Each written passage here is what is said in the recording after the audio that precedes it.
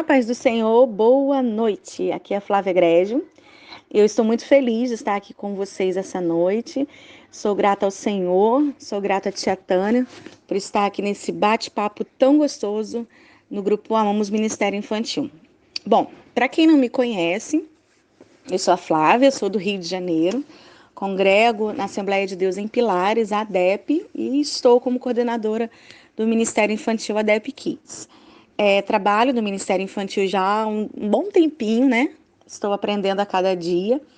E há quase um ano atrás, daqui a 30 dias vai fazer um ano, eu lancei o livro Mala de Ideias para o Ministério Infantil pela editora Betel, né? Ele foi feito a primeira versão pela editora canadense e depois nós reformulamos ele todinho e fizemos pela Betel. E ele é um livro muito especial porque ele é um livro de ideias que nós usamos ao longo de tantos anos do Ministério Infantil. E o legal dele é que são ideias práticas, ideias acessíveis, ideias de realmente de pessoas que têm vivência no Ministério Infantil. E não tem somente ideias que eu usei na minha igreja, mas ideias de amigos meus também, cito alguns deles na publicação, no livro.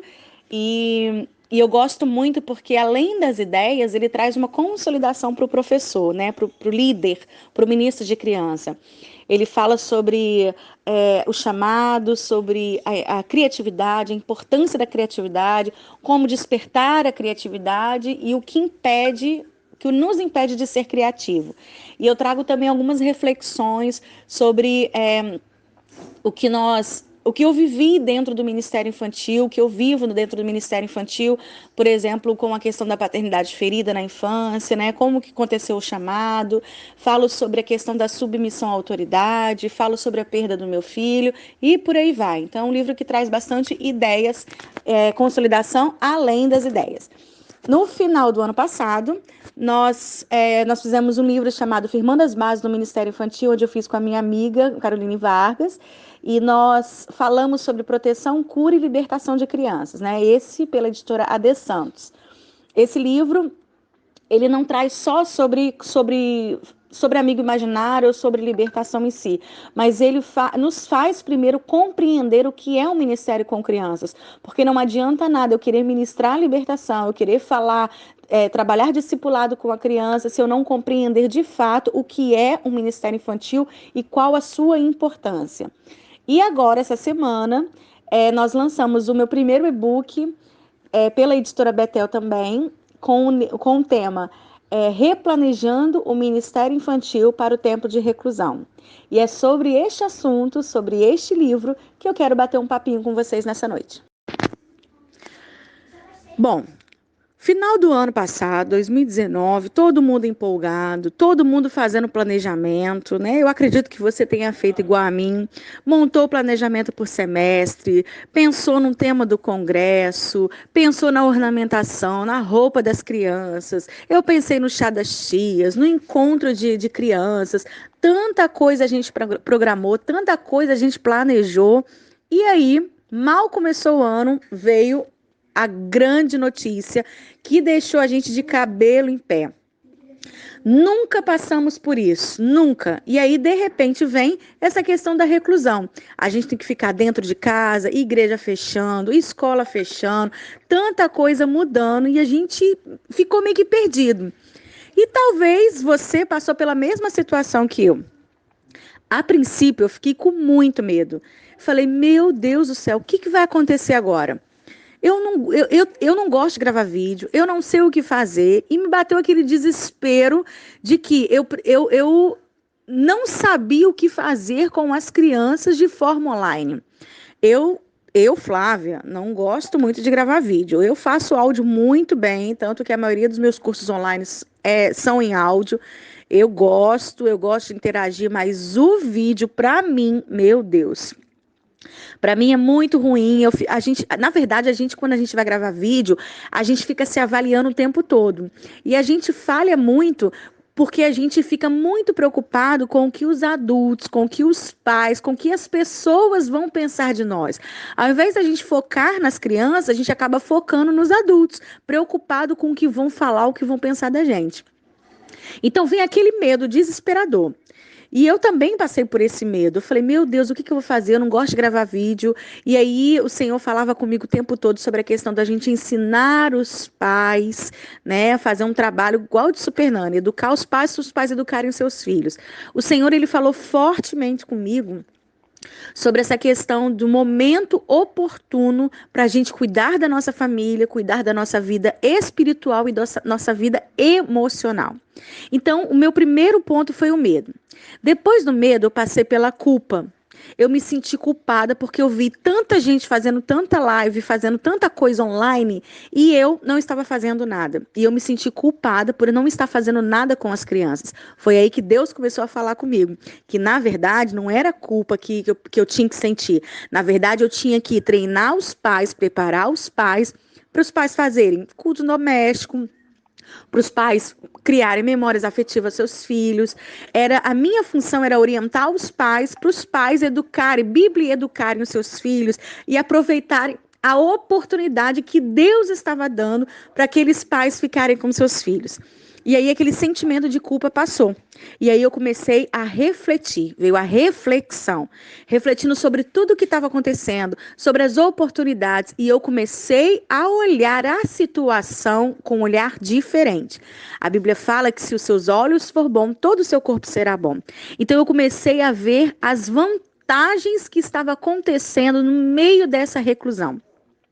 E no livro eu cito o capítulo 13 de Números, onde fala sobre quando Moisés, ele manda os espias lá na terra para poder olhar Canaã. E aqueles espias, eles viram gigantes, os filhos de Anak, e também viram uvas, viram uma terra que manava leite e mel. E quando eles voltaram para dar notícia para Moisés, veio Josué e disse, olha, naquela terra tem mana leite e mel, mas também tinha os outros espias que falavam que tinha gigantes e que iam morrer. E aquele povo ficou desesperado. Eles começaram a desejar, a retornar para a terra do Egito, a comer pepinos, coelhos e viver sobre o jugo de Faraó, do que enfrentar os gigantes. A questão toda é que eles só olharam o lado ruim da terra, eles não olharam o lado bom.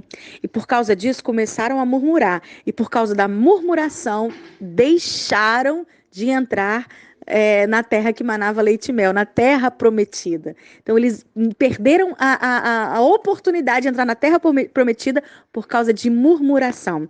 Então eu quero te convidar para você olhar toda essa reclusão, tudo que está acontecendo com um olhar diferenciado, olhar o lado bom, algo que a gente pode aprender, algo que a gente pode crescer. Paulo ficou preso durante 2 anos, recluso dentro de casa, e ele escreveu algumas epístolas no Novo Testamento. Então, na verdade, a gente tem que pegar esse momento de reclusão, esse momento de pandemia e olhar um lado bom. Você olha o momento que Deus está te dando oportunidade de fazer um culto no lar com seus filhos, uma oportunidade de você estar brincando com seus filhos de fazer uma pizza, uma massinha, de fazer pão caseiro, a oportunidade que você está tendo de você cozinhar para sua família, de você estudar, de você fazer cursos. Quantos cursos online aí nós estamos conseguindo fazer? Será que se a gente não tivesse em tempo de reclusão, a gente conseguiria fazer esses cursos? Quantas pessoas, quantos laços de amizades você está fazendo? Quantas pessoas você está conhecendo nesse momento de reclusão? Então, a gente precisa parar de ficar olhando o lado ruim das coisas, parar de ficar reclamando, parar de ficar falando, eu tô com saudade. Todos nós estamos com saudade, mas nós temos que levantar a nossa equipe, animar as nossas crianças, fazer com que elas desejam voltar, claro, e preparar algo especial para elas, porque a gente tem o desafio da reclusão e vamos ter lá na frente o desafio da pós-reclusão. Então, olhe tudo isso com o lado bom. Aprenda, reaprenda, cresça e veja isso como uma oportunidade de Deus para você construir laços, para você construir amizades e para você cuidar, pastorear da sua família. Deus abençoe a todos em nome de Jesus. Espero que essa palavra tenha sido uma palavra de ânimo para você e eu te convido a conhecer o e-book Replanejando o Ministério Infantil para o Tempo de Reclusão, onde tem ideias para você trabalhar tanto on quanto offline, né? E além das ideias, ele traz a reflexão sobre sobre a reclusão, traz ideias para você trabalhar após reclusão também. E também, no último fim de semana, última semana desse mês, dia 25, nós vamos ter também um curso online sobre reclusão. E eu te convido a participar desse curso e semear no Ministério Infantil Missionário. Deus abençoe a todos, fique na paz do Senhor Jesus e eu desejo que o Senhor te acorda nessa madrugada para poder falar contigo e te dar ideias para trabalhar com as nossas crianças nesse tempo de reclusão. Deus abençoe. Quero aproveitar a oportunidade para falar para vocês que essa semana nós começamos na segunda-feira, vamos até sexta-feira, nós estamos fazendo um café de ideias. Todos os dias, 3 horas da tarde, nós fazemos uma live no Facebook e lá a gente conversa ao vivo com algumas pessoas e a gente fala sobre o que está fazendo nesse período de reclusão, o que vai fazer quando voltar. Em todos os dias a gente faz o sorteio de livro. Então, você que puder, que tiver disponibilidade, que puder estar 3 horas da tarde, amanhã no Facebook, eu vou deixar o link para vocês. Você será muito bem-vindo para tomar um café comigo e no café a gente ter várias ideias para o Ministério Infantil. Deus abençoe!